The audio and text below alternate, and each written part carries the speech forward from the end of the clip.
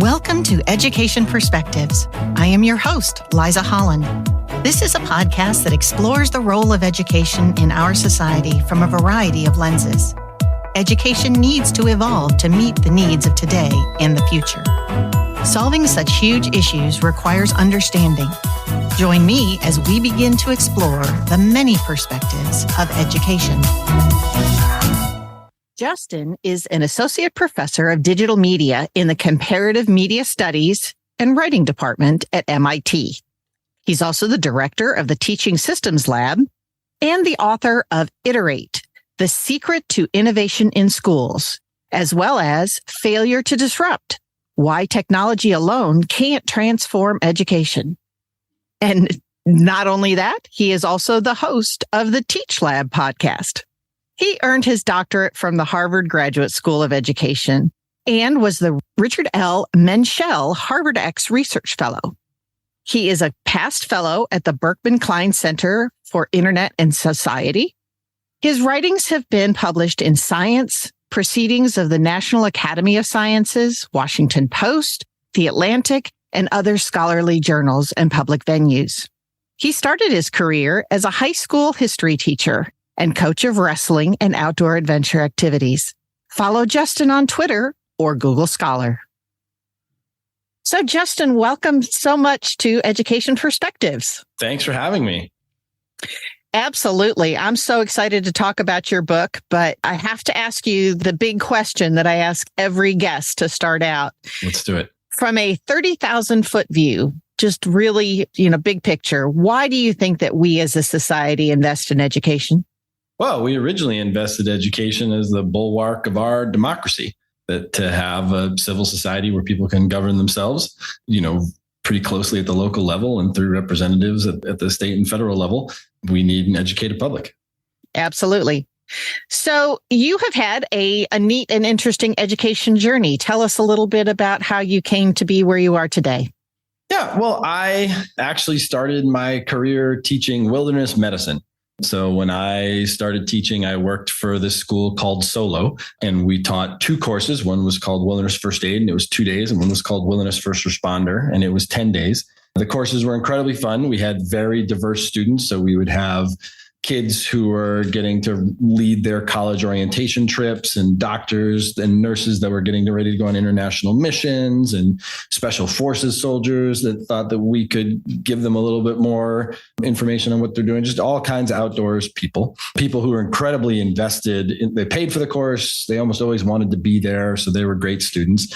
And then the curriculum was such that we would teach a unit on something like what to do if somebody breaks a bone or sprains an ankle, or what to do if somebody has a soft tissue injury. And we give a little lecture about how your musculoskeletal system works, or how your soft tissue is constructed and what happens when those things break. And then we teach people how to fix those problems with the stuff that they could improvise from their backpack. And then once they'd practiced a little bit, building a splint for an ankle out of stuff that you have lying around the backpack, we would take stage makeup and we would bring people outside and we would sort of dress them up as if they had injuries and have small groups of people come and take care of them, which was both a great learning experience and very immersive, incredibly fun, and also just had a lot of great evidence for assessment. You could sort of see right in front of you, if someone builds a splint that would actually hold a leg stable, then they were successful. And if you pick someone up with an improvised splint on and it falls off, then you were unsuccessful. They were unsuccessful at learning and I was unsuccessful at teaching. And then the other unusual thing about that job is because we only taught 2 classes, I just taught these lessons over and over and over again. I could teach them 20, 30, 40, 50 times in a year. And if you're deliberate, when you teach something that many times, about introducing a little bit of systematic variation each time, saying, I'm going to do a schematic of your skin a little bit differently in the lecture. I'm going to demonstrate how to make a splint in a little bit different way. I keep getting this question from people, so I'm just going to work that question into the demonstration. You can make your teaching a lot better. it struck me that, I was 22, 23 when I was doing this, and people would commonly say, you're the best teacher I've ever had. And a lot of that was just, I was teaching the same thing over and over and over again and could get really good at it in a way that, if you're a history teacher, you might teach a lesson, on the causes of the Civil War, like once or twice a year. And then, or for 1 or 2 days a year to your 4 sections or whatever. It could take you a whole career to teach that lesson as many times as I taught improvised splints in a year working for Solo. So then I went and I became a high school history teacher. I started a consultancy that helps schools integrate technology. I became a researcher, did a bunch of I now teach at MIT, a bunch of different things, but learned a lot from those early experiences teaching wilderness medicine. I loved reading that part in the book. It took me back to when I was a kid. My dad he was working on the ski patrol. And so every year when they did their refresher courses, I was like a dead body that needed to be brought down the hill. But, I lived in Western New York. Okay. Yeah. So if you had been in Colorado or the West, then the other fun thing about that is they probably would have buried you under piles of snow to practice avalanche recovery kinds of things. That's fun. The most dangerous I had to deal with was being rescued off of a stuck chairlift. But and lowered down and all of that. Oh yeah, that's great. That's really cool. That was great memories. But as I read that whole piece, it really is like the ideal case for project-based learning. It was so hands-on and practical application and all that kind of thing. And we're trying to bring that into school now. So I thought that was a wonderful way to start. But obviously, one of the biggest challenges is we don't give our teachers time to iterate. So this is kind of the transition into the rest of your book. Tell us a little bit about how we can pull that into school to really make teaching and learning, or maybe even learning and teaching, more effective. Sure. Well, time is definitely the great currency of an educator's life. I've had former students write poetically about the experience of watching the clock tick down in their class on their prep periods, that being a sort of ever-present part of their working lives. And we have big, ambitious goals for schools. There's also something about the structure of schools that makes us think about learning and change over long periods of time. We have students in our class for a year. They're in our buildings for 3 or 4 or 6 years. They're in our system for 13 or 14, 15 years. Things stretch a long time. A lot of schools organize themselves around 5-year plans and those kinds of things. And a big part of Iterate is encouraging folks to do something that industry, many different parts of industry, but especially any piece of the industry that are touched by software, have really adopted over the last 20 or 30 years, which is to try to think about change as a series of smaller, more modular steps. And these smaller, more modular steps can lead to really big changes, but they're done in, the industry term for it is in sprints. When people are trying to change software, there's some projects that you do that you map out over a year or 2 years or things like that. But the software industry really got burned by doing that a lot, because you'd spend a whole bunch of time building software for bank tellers, and then ATMs would be invented. You'd spend a whole bunch of time making great websites for desktop computers, and then all of a sudden everyone has phones. And so thinking about how you can drive change through small modular steps is really at the heart of Iterate. One of the ways that I express it in the book is the someday Monday dilemma. So there's all kind of, you just articulated this change of wanting to see progressive project-based learning happening in schools. Well, we're not going to send all the kids home for October so the teachers can write new lessons and practice project-based learning. What's going to happen is on Monday, any given teacher is going to have a prep period, a little bit of time in the morning, a little bit of time in the afternoon to make some step towards that work. And so we have to imagine our change. It can be very powerful to imagine our change processes saying, what is the smallest version? What is the minimum viable prototype of something that I could put in my classroom, in my learning context on Monday to help me take one step towards this thing that I'm trying to work for. Sometimes I'm a former history teacher. So one of the ways that I like to liken this change is in the 20th century, when we as a nation wanted to generate vast quantities of new electricity to win World War II. We said, what's the biggest river we have in the country and what's the largest dam we could put in it? We built this giant Hoover Dam, this sort of huge, massive project. In the 21st century, we need to generate massive amounts of electricity. And the way that we're going to do it is take these little 3-foot by 2-foot solar cells, and we're going to cover the surface of the earth with them. And every year, the little solar cells are going to get 1% better at collecting materials, or 1% of electricity, or 1% cheaper, or the software that gets the electricity actually into your house is going to get 1% better. And all those little changes are going to add up. And so I think if you look at schools, the way we make schools better looks a lot more like solar panels than like the Hoover Dam. There aren't many places where you can say, this is the one big moment where we ripped up everything and changed it all. We're much more likely to see change and growth through an iterative process of modular change.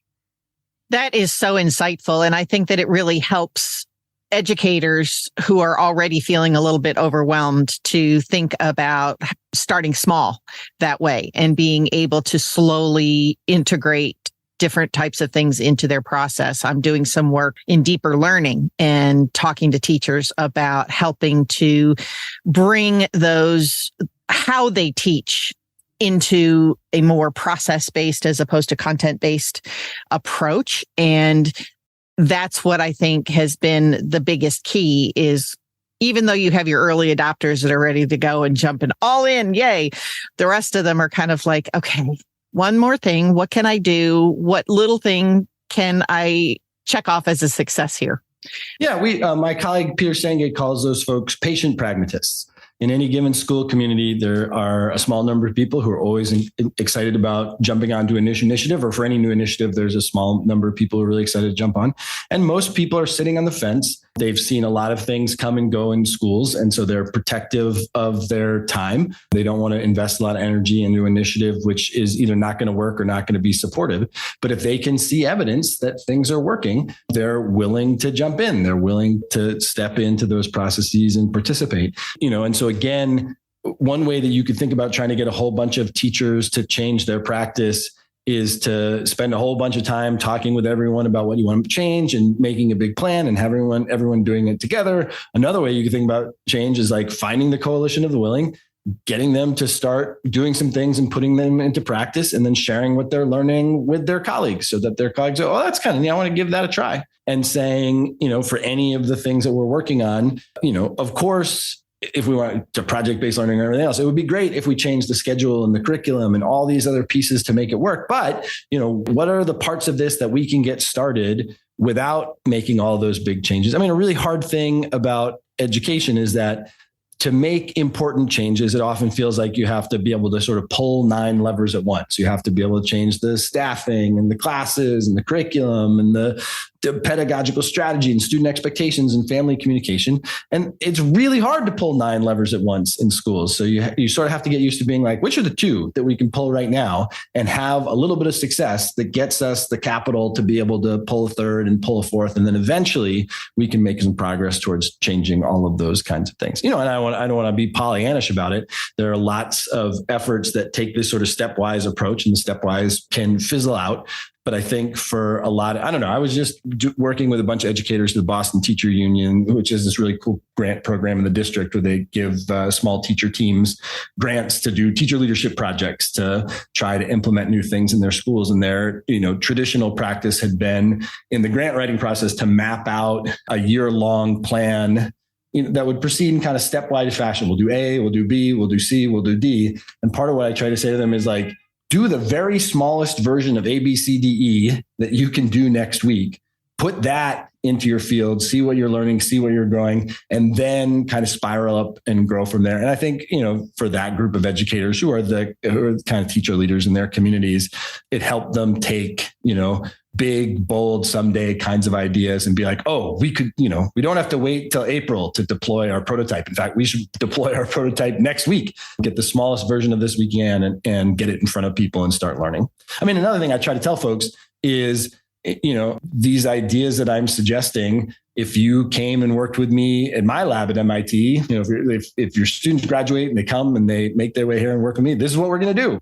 We're going to say, like, if we're building online courses or something like that, we're not going to build the whole giant course. We're going to build one crucial interaction, 2 learning objectives, one crucial interaction, one part of assessment, put it in front of people, get some feedback, see how we should build on that, how we should grow and so forth. And it's not any different if you went to the Sloan School of Management, if you went to the mechanical engineering department, my colleagues in biological biological engineering, just this kind of, sometimes it's called an agile approach, this idea of we're going to define a sprint. It's going to take a couple weeks. We're going to, build a prototype, get some feedback on it, and move on to the next, and either throw bad ideas away, which is a really easy thing to do if it was cheap to generate those ideas, or extend and grow on those things.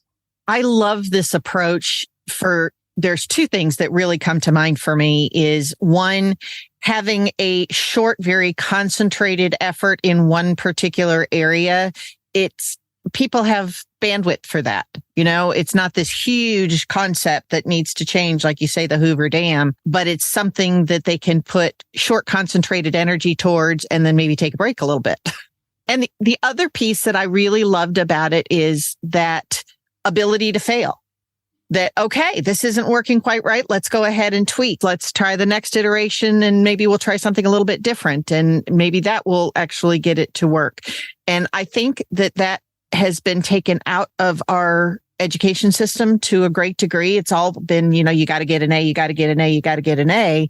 And the skill sets that they need in the work world today match what you're talking about is that agile format and constantly tweaking and making sure it's a little bit better and like constant improvement. It is a funny experience that we have teaching MIT. And MIT is not a great example because our students are weird and we're weird and all those kinds of things. But we recruit these students who throughout their school experience really feel like, man, I can't mess it up at all. The only way to get in, da, da, da, da. And then when they come here, we're like, what we do all day long is fail at stuff. Like we write papers that don't get accepted. We write grants we make experiments that don't work. And one of the most important things that we need from people who come and work with us is a resilience to be able to try something, recognize that it does not at all work, and then be willing to, get back in it and make version B and C and D and E and F and as many as it takes to start getting something right. But I do think, one of the risks of the kind of long, everyone consensus, lots of planning kind of process is if you spend 6 months developing or whatever, and then it doesn't work, you just feel a huge sense of ownership. It feels really painful to, throw those kinds of things away. But by the same token, if you spend, a weekend trying a little thing, and it doesn't, developing a little thing and then putting in practice on Monday, and you're like, that didn't land the way I thought it does. And then you throw it away and you go, I have time and energy to make another thing. It can be helpful too when you're not sure how to solve a problem. You've got 2 or 3 groups of people who've got, different approaches, who have some disagreement. It can be a way of saying, let's see if we can get some evidence to, instead of just like sitting here and kind of theorizing what would be the best approach, like, let's build little versions of each of them and put them out into the world and see if, putting them into the world gives us some empirical evidence that we can use to make deeper commitments to things that seem to be working a little better. So it sounds like you're doing a lot of that within MIT and with your students and that sort of a thing. Have you kind of sent it out into the wild? And how is this type of approach being received by folks maybe further down the chain? Yeah, the initial reception from a lot of people who read the book is, these are things I can use. I've been doing this little 3-unit mini course, sort of 3 webinars once a week for people who pre-ordered the book. And after week 2, we talked a little bit about the Sunday, Monday dilemma. People came back in week 3 and they were like, I tried that. It's working. Same thing with these teachers in the Boston Teachers Union. I don't want to say that like I'm a person who's invented all these ideas. There's lots of stuff in Iterate that that draws from many, many sources. There are lots of folks who have been implementing design thinking in education in all kinds of ways. And we've actually the book came out of 2 online courses that we created, which are freely available as courseware online. One's called Launching Innovation in Schools, and one's called Design Thinking for Leading and Learning. So we have lots of examples of all kinds of students who've taken those students who are practicing educators, participants who are practicing educators in all kinds of places, who's taken courses with us and gone and put them into practice in the real world. I have a nice discussion on the Teach Lab podcast, which is a podcast I host with Eric Burmeister, who was a superintendent in Menlo Park Public Schools, who talks about, and he had worked his way up from a teacher to a principal of the middle school to the superintendent, how they as a district really embraced design as kind of a shared language for improvement and instruction, and how it served them well over the variety of challenges they've had over the last 5 or 6 years. Absolutely. That was a good transition because I wanted to ask you a little bit more about your Teach Lab podcast. And if people are going to tune in, which I highly recommend that they do, what type of focus are you taking? Is it mostly a kind of design thinking and how that applies, or what's the premise of the podcast? We do series. So we pick topics that we're interested in. The last topic that we did a series on was Iterate, because the book that came out. But the series that we had before that was called Teacher Speech and the New Divide. And the idea was, we've just heard from a lot of educators very concerned about divisive concept laws, about book bans, about all kinds of threats to teacher speech.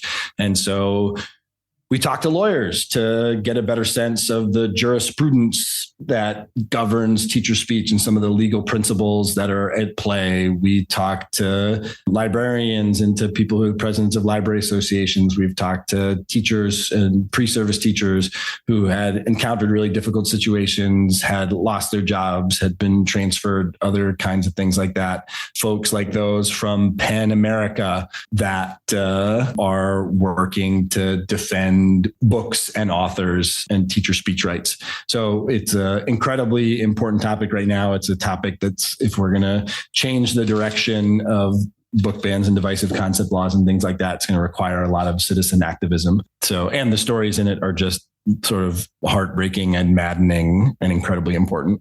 Yikes. Yes. Massive issue. And I'm actually glad you mentioned that, because now I've got to go back and listen to those particular episodes, because that... If you want to start with one, start with Katie Rinderly, who is a teacher in Cobb County, Georgia, who was recently fired. She went to her school book fair and purchased a book. She read that book. She actually gave that book and several other books as options for her students to read. They voted on the book she bought at the school book fair, and she was fired for reading it. And it's really a pretty remarkable story. It ties in a little bit with, some of your listeners may know that Scholastic has just started modifying their book fairs basically to remove books with Black and gay characters from book fairs in certain places. And Katie Rinderly's case, presents some of the extraordinary complexity of navigating these things in schools right now. And then the earlier episodes try to explain, why Katie's district can fire her and the real limits to teacher speech rights and how they have grown and shrunk over time with various Supreme Court and other cases. Boy, that's really interesting. Teachers are under a tremendous amount of pressure from all different sides and so many different perspectives. It's hard to be able to free yourself to do the iterating and the trying new things and all of that's there. Touching back to your book just a minute, I know you've got it broken down into 3 kind of sections. You want to give us just a little overview before I encourage everybody to go buy the book, because it is cool? Yes. The first part of the book, so the book is organized around 3 cycles. In some ways, you might say it iterates through 3 cycles which are related to each other, but they give you a little bit different perspective on thinking about making change in schools. So the first is the cycle of experiment and peer learning. And the idea there is that, I think there's some pretty strong evidence that there are 2 really key ideas for how schools change. The first is that instruction really only changes because of teacher leadership. Superintendents, principals, other people can suggest, they can bring new curriculum, they can bring new practices, but the actual adaptation of those practices into classrooms is almost always actually conducted by teachers. And then when you interview teachers about why they choose to change their practice, the number one answer is other teachers. The people who have the most influence on teacher practice around pedagogy are their peers. So it really helps you understand that instructional change is a peer learning problem. That we have to create the conditions where teachers can adopt ambitious new practices with all kinds of help and support. And then we need to create the conditions where they can share what they're learning with each other. That can be a little frustrating if you were, like me, a school consultant who's coming in from the outside, or principals or coaches or superintendents or things like that. But once you sort of recognize those 2 realities, you can realize my job is to help spin this cycle of experiment and peer learning and planning and make it as joyful and collaborative and efficient as possible. So the first part is describing both the model for how schools change and then the role of teacher leadership and other kinds of leadership in making that happen. The second is some of what we've talked about so far, design thinking for leading and learning. which is a flavor of human-centered design that's particularly kind of targeted at helping people think through challenges in schools, both for students apply. That's the design thinking for learning is helping students be able to use these tools, and design thinking for leading is having adults in a community be able to do those things together. And then the third part of the book is, and you might say that what design thinking for leading and learning does is it teaches folks how to do the experiments in the first part, in the cycle of experiment and peer learning. So there's a cycle that really depends upon teacher leadership and experimentation. Design thinking for leading and learning is kind of a playbook for doing that experimentation. Now, if in schools, everyone experiments in wildly different directions, then at worst, the experience for children can be chaos. Now, that's a little bit what happened in March of 2020 and April of 2020 when schools shut down. Individual teachers ended up concocting their own online learning environments, and parents had these like impossible lists of 18 different logins and passwords and different routines for each class and things like that. That was a particularly stark example. But even when things are not that bad, if everyone is innovating in their own individual direction, classrooms can get better, but schools can't get better. Grade level teams can't get better. Departments can't get better. We can only improve as a collective when we're doing that together. So the third cycle in the book is the collaborative innovation cycle, which says, how do you have there be innovation, autonomy, buy-in, but also the sense that we're rowing oars in the same direction? And so that's a cycle with these 4 steps of bringing people together around ideas they care about, making sure that our innovation efforts build on our strengths and our values, refining a vision and getting to work, which is where tools like the Someday Monday framework come in. Working together through ups and downs. I would say one through line of the book is that people participate in these kinds of change efforts because they're joyful, they're important, they help kids learn, they're energizing, they can be fun. But and I think all those things are true, but also every change effort involves loss and conflict. There is no way to get towards improvement without creating conflict, without ruffling feathers. It's just a natural part of collaboration. Even when we move to better things, we often have to say goodbye to older practices that we're sunsetting, and that can generate feelings of loss. And so managing the kind of what Robert Evans calls the human side of change is part of that framework. And then the last piece is measuring progress and adjusting, thinking about how we use evidence, how we generate evidence about our efforts to be able to guide, the next steps in our cycles. So those 3 pieces, cycle of experiment and peer learning, design thinking for leading and learning, and the collaborative innovation cycle are the 3 sections of the book. And then for each section, there's one chapter, which is kind of like an explainer, a theory, a framing kind of chapter. And then there's a second chapter, which is much more how to, that includes things like, this is exactly what I would do if I came to your school and was working with your leadership team or your faculty, other kinds of things. Like here's an exercise. Here's what I would say. Here's what they would do. Here's what I would say next. Hopefully giving people some tools that they can just jump right in with their colleagues and teams and get going. A lot of good practical application kinds of things. And frankly, I found myself tight for time. And so I was so excited to be able to jump right to that community collaboration sort of section, because that's what resonates with me first. And then I went backwards and picked it up. So lots of really good, meaty stuff in there. Great. Thank you. And for anybody who is interested, we have links in our show notes to be able to order the Iterate book, as well as Failure to Disrupt, and also a link to the Teach Lab podcast. So getting back a little bit to Justin, tell me a favorite memory that you have about your time in education. What is a favorite moment that I had in education?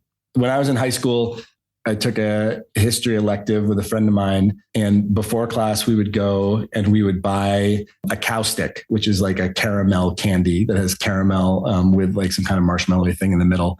And one person each week or whenever we did it would buy one, and then they would sort of bet the other person had to pick a sort of unusual phrase, like up and down, like a Ferris wheel. And the task of the other person was to somehow work this phrase in a sensible way into the conversation in class, kind of regardless of what the discussion was. And then you would win the cowtail. And I don't know why that came up, but that was one of the most fun games that I played with my peers as a student.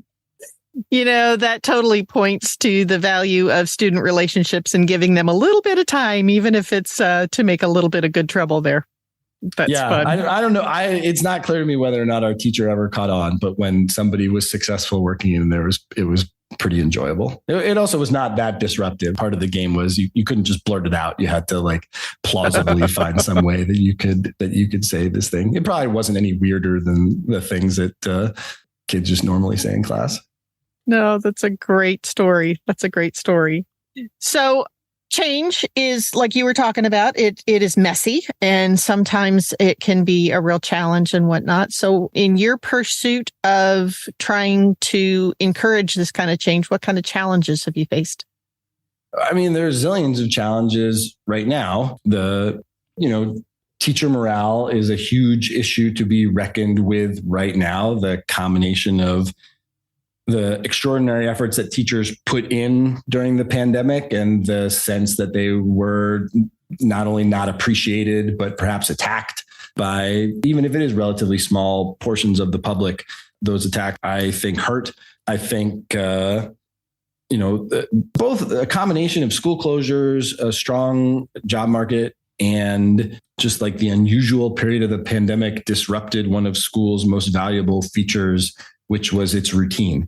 I think there have always been some students that have discovered like, oh, wait, I don't have to go to school and nobody can make me do anything. Like, what are they going to do? Put me in jail or something like that? Like, I'll do whatever I want. And, a certain number of young people had discovered that every year, and many, many more discovered it in the last few years. And our schools are not designed to be able to support that number of students who discovered kind of the illusions of our routine. So that, I think, is a huge challenge that educators are dealing with. I mean, I think an extraordinary thing about the last 5 years is that educators recognized how so many things that we thought in schools were fixed are in fact flexible. That's the sort of other side of this that, I interviewed a group of educators in Madison, Wisconsin, and one of them said, we know how to change. We've been changing every 3 weeks for the last 18 months. We know how to change. And I think many educators feel that way. And so part of what I hope with Iterate is to build on those muscles that were vigorously exercised during the pandemic, perhaps in a moment, the last couple of years have been incredibly difficult for educators. 2 years ago, and particularly last year too, I'm getting some anecdotal evidence that school just feels a little better this October. A colleague of mine in Worcester, as a school board member, was talking to a principal or superintendent who in late September said, it feels like October. And she meant that in a good way. It feels like the school year's gotten underway. We've got some routines. We're getting things under our belt and things like that. So I'm hoping that as morale improves, as the challenges of operating schools feel at least a little bit less daunting, that people have more energy to try new things, and that hopefully Iterate gives them a framework to approach those challenges in a way that feels doable, and like small steps can lead up to big change. Absolutely. So my final question is, what would you like for decision makers to know? I would say a big part of my work over the last number of years is to really help school leaders take seriously the importance of listening to teachers. The teachers are not widgets that deploy our master plans. They are professionals with autonomy, with the capacity to make extraordinary things in the classroom, and also the capacity to resist efforts in which they are not included. I mean, especially this notion that if you want big changes to happen in schools, you can't script them. The only people who can adjust them for an 11th grade Mandarin classroom, for a 6th grade Earth Science classroom, for a 2nd grade reading classroom, for a kindergarten executive function kind of classroom, the only people who can do that are teachers. Partnering with them, listening to them. Of course, our systems are complicated. There are 3.5 million teachers in the United States. Many of them are extraordinary. Some of them are not. And so it's not like we have to listen to all of them and do what they say all of the time. We always need to be humble, be pushing each other, challenging each other, all that kind of thing.